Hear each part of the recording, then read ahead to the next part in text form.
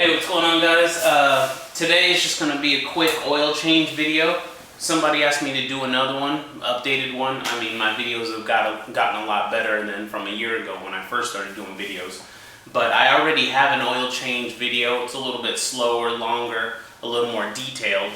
But this one I'm going to try to go through a little quicker. But anyway, so I'm going to go to the store, get some oil. And I already got my garage work clothes on, so I'm gonna go ahead and go get the oil. Yeah, so I'm just going to my local auto parts store here. Go AutoZone and pick up some oil so we can do the oil change. Where's the oil? Inside AutoZone here. And then this is what I'm gonna get: 4-stroke, 1040.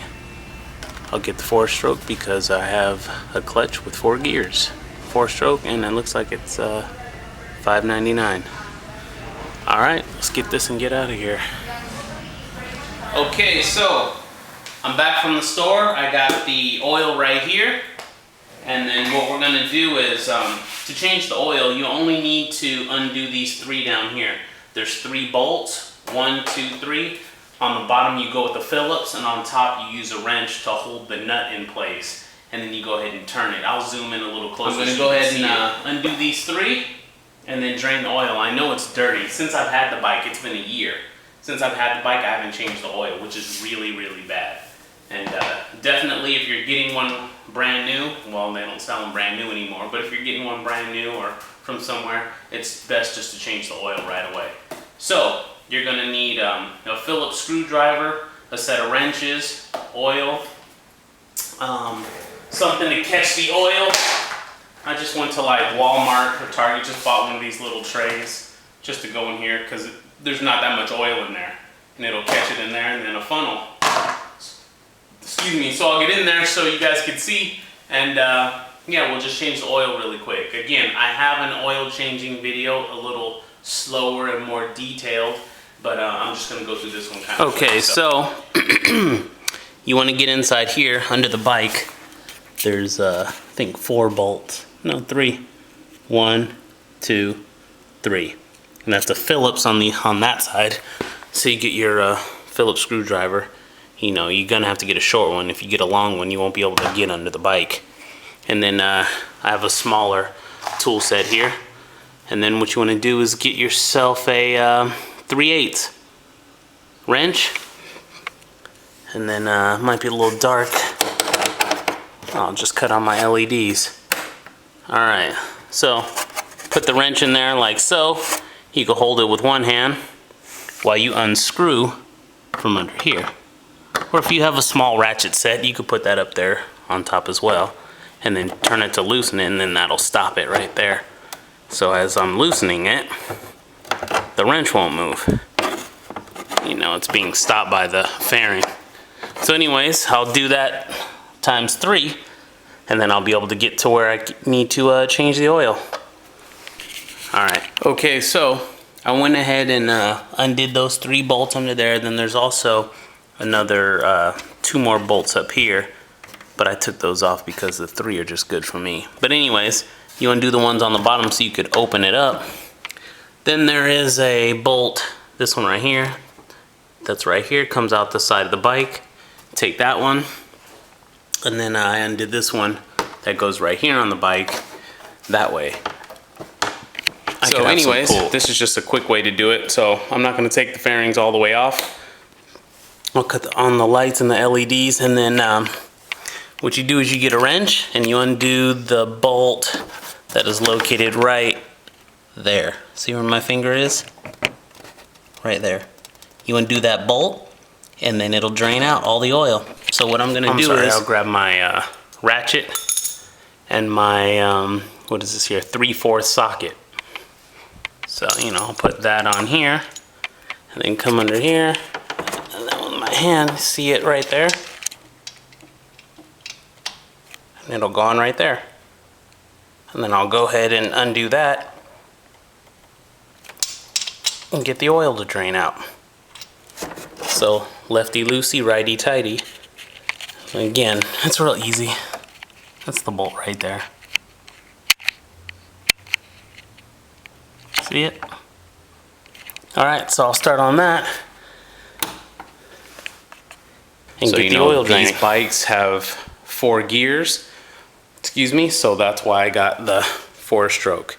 If you have a 2-stroke motor, you know, some of the smaller bikes, X7s, X1s, stuff like that, they take a mixture of like an additive and gasoline. These are just like a car or a regular motorcycle where it's separate. Where regular gasoline goes in here and then oil goes in here. You know, that's your oil and goes in there. So it's separate.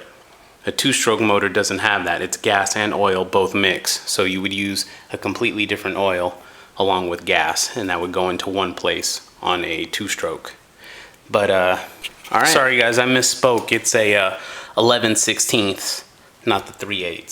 So I loosened it and try and get in there for you, and I'll cut the light on. And as you see, once I'll try to get my hand in there.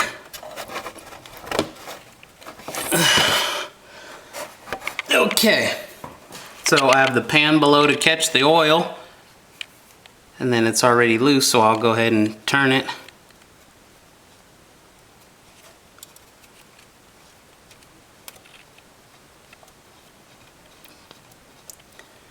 And then the oil will go ahead and come out. We'll see just how dirty it is.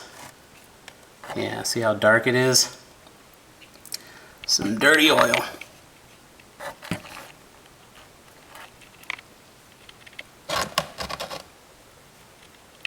So I'll go ahead and let that drain out and then start the video back up, or start the camera back up once that's done. But that's it, draining the oil. Okay, right. We're all done. The oil's all drained. Let me cut on the light for you guys. The oil's all drained. You can see there it's really dark and dirty. And that's just due to my own negligence.